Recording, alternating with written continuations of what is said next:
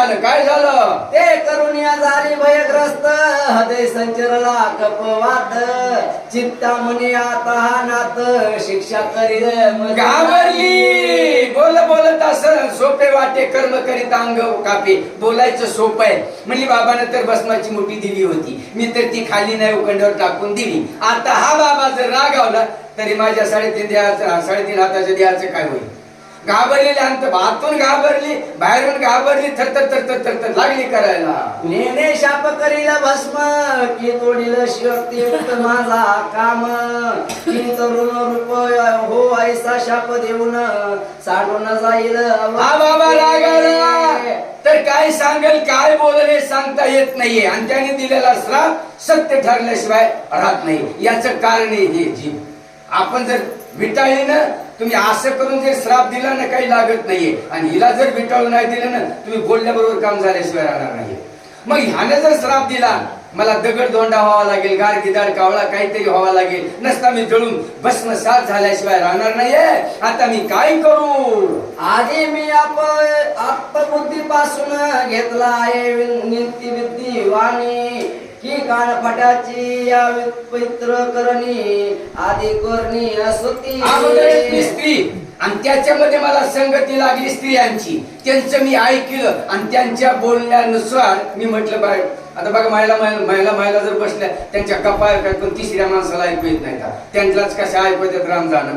म्हणजे त्यांचं मी ऐकलं. त्यांनी सांगितलं भस्मानं कुठे लेकर होते का? आणि भस्मानं जर लेकर होत असतील तर लग्न करायची काय? अगं काही विद्ये असणार, चिटू बाणामध्ये केगामध्ये काहीतरी करतात, फसवतात, ते खाऊ नको म्हणून सांगितलं. त्यांचं ऐकलं. आता माझ्या नशिबाला आलं. नाटक चटक कुठे अपार कपट, जाणती दुर्वस परम पापिष्ट, जया पाहुण्या उत्तम बरवट, स्तुती करती तयाची. त्यांच्याकडे सगळं पुढे जारण मारण उच्चाटन कुडं पावडं सगळं काही त्यांना जिथे आणखीन आहे.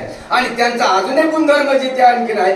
एखादी सुंदर स्त्री जर दिसली तर तिचं जिथे असणार रूपांतर जिथे करतात, कुत्री करतात, माशी करतात, काय करायचे ते करतात. पण त्यांना ते मनामध्ये बसलं की ते कर्तृत्व केल्याशिवाय राहणार नाही. बाई तू तर लई सुंदर आहेस आणि त्याच्या मनामध्ये कपट भाव उत्पन्न झालेला म्हणून तुला भस्म खाण्यासाठी दिलेलं आहे. याच्यासाठी मी ते भस्म खाल्लं नाहीये. माझं प्रारब्ध मला आडवं आलं. दिनमान पर्यंत पुत्री उत्तम जया करीती रात्री, मग शेण होऊन शेण पात्री भोग भोगिती. ह्याच बाईचं आधी ऐकलं काय सांगावा. नसतं ऐकलं तर बरं झालं असतं. या बाईने सांगितलं अगं ते भस्म खाऊच नको. काय करते ते दिवसभर असणारा कुत्री करते आणि संध्याकाळी सुंदर स्त्रीचं प्राप्त करते आणि तिच्या बरोबर उपभोग घेते. मी त्यांचं ऐकलं आणि त्यांचं ऐकलं म्हणून आज माझ्या प्रारब्धामध्ये आलेला आहे.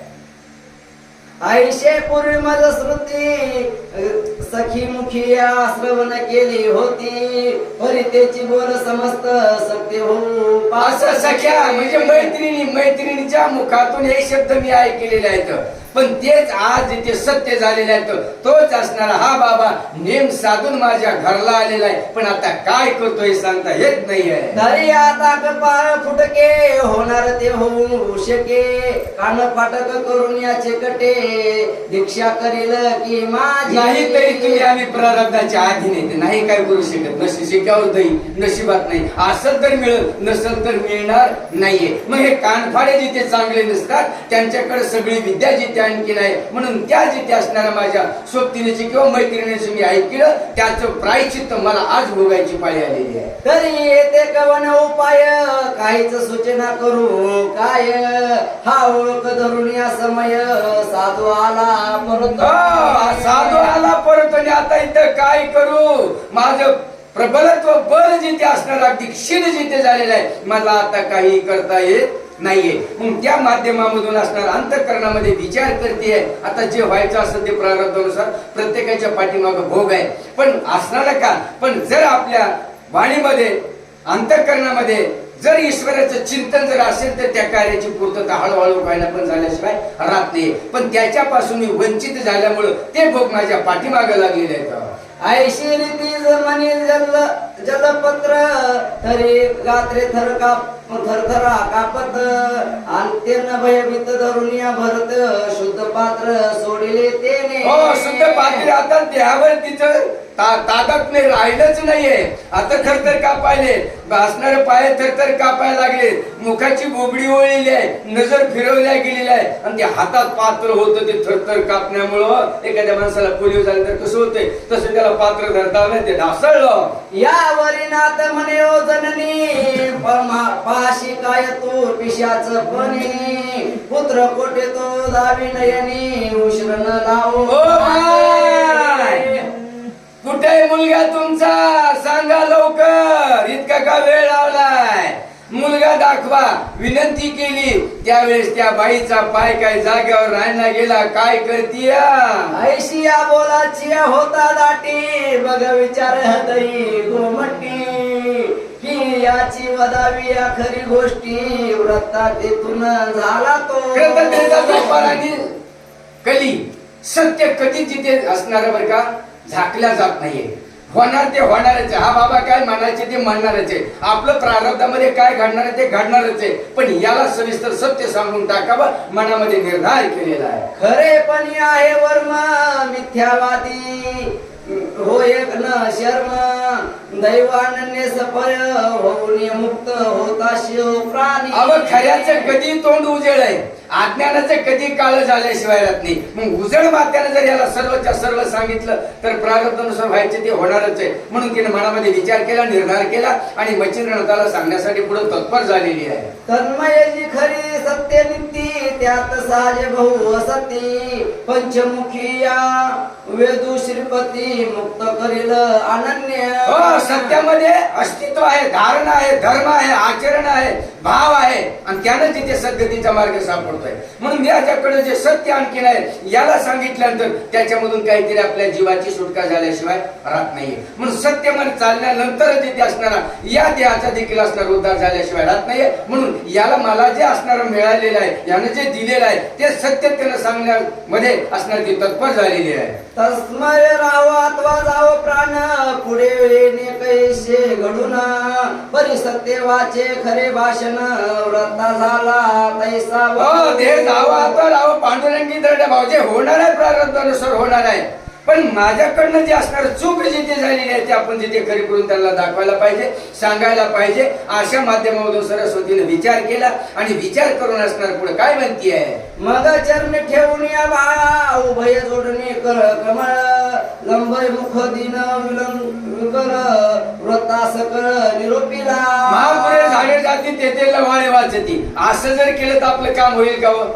आणि असं जर केलं तर काम झाल्याशिवाय राहणार नाहीये.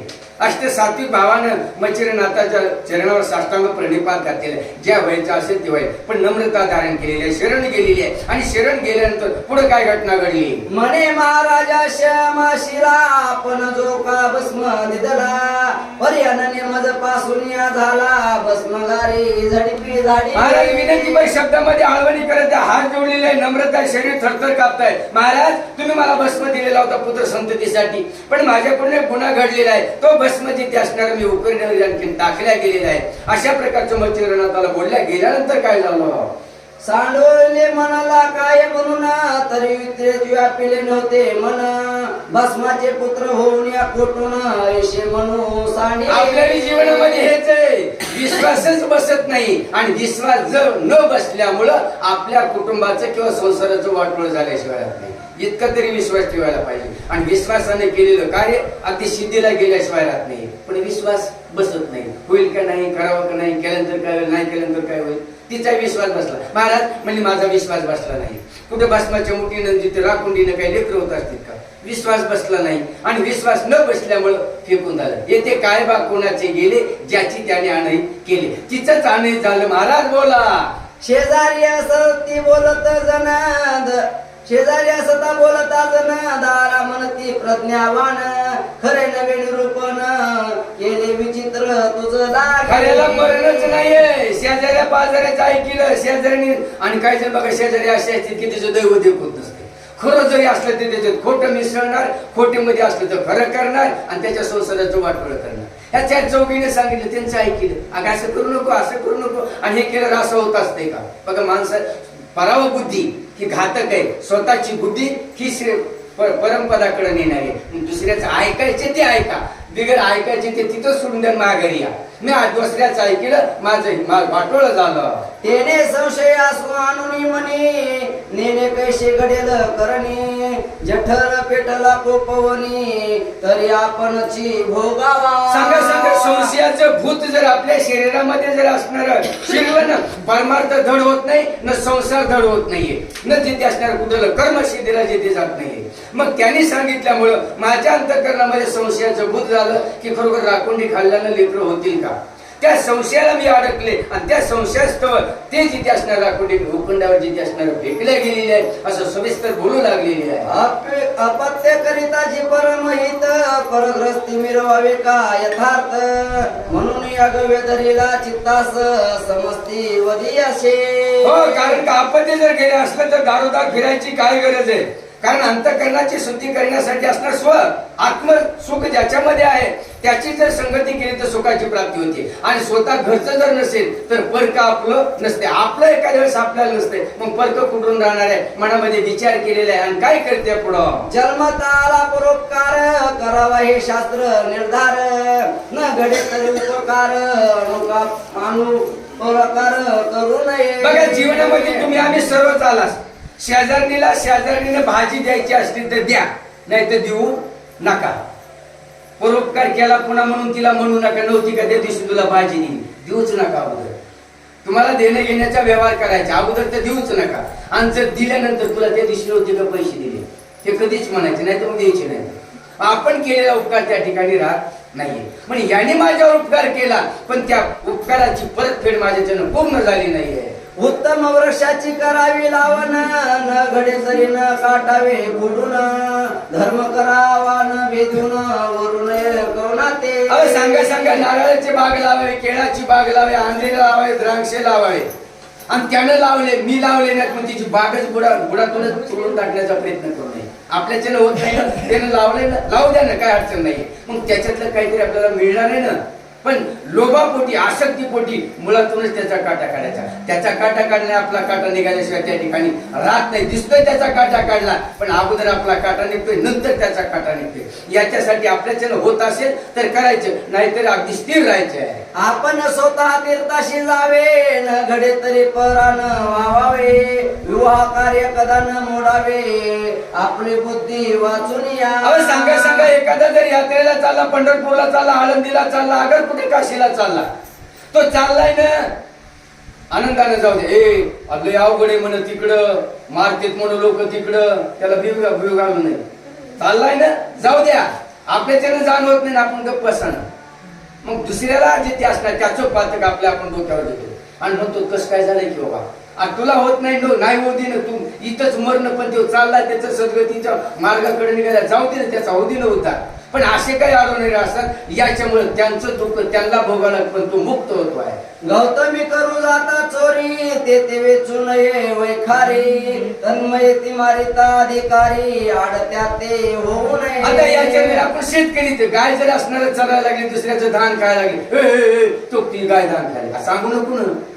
तो सांगितल्यानंतर बाबा मारणार आहे तिला त्याचं पातक तुला लागणार खायली ना खाऊ दे इकडे बघून चाललं इकडे बघण्याचं इकडे बघून चाललं काय फरक पडला का. पण गायची सुद्धा सोयी सांगायची नाही आणि सांगितली तर त्याचं पातक तिला नाही आपल्याला भोगावं लागते. मालक मारतोय तिला त्याचं पाप आपल्याला भोगावं लागतंय. सुतापाशी पित्याचे अवगुण सांगून करावे न मनीषीन सुनेपाशी सासूहीन म्हणून कदा. आणि हे दादालाही चाललंय या बघा तुमचं पोरग काय करायला लागलंय की लगेच दुसरीने सांग बघा तुमची सून काय करायला लागली या. तिला म्हणायचे बघ तुझी सासू काय. आता याचा त्याचा हिनपणा केलं तर राहील का घर जागेवर नाही का वाटलं व्हायचं. मग त्याचं पाप कुणाला लागणार आहे. घर मोडणारे कोणी आपणच आहेत ना. मग आपण त्याचं घर मोडल्यानंतर आपलं चांगलं होईल का. त्याचं आपण जर चांगलं केलं अगोदर तर नंतर आपलं चांगलं होईल. अपेक्षा करायची नाहीये. मग दुसऱ्याचं सुद्धा घर मोडू नये किंवा दुसऱ्याला हीनपणानं जिथे बोलण्याचा प्रयत्न